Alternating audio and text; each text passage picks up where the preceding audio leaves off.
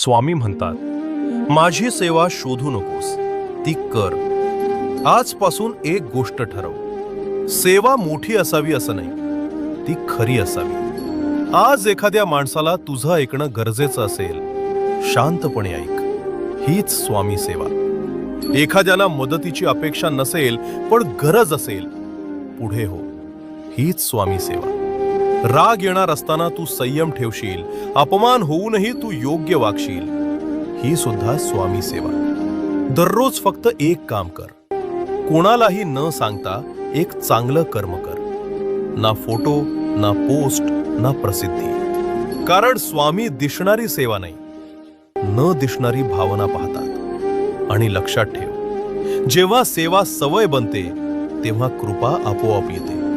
आजपासून सुरुवात कर. स्वामी पाहत आहेत. श्री स्वामी समर्थ.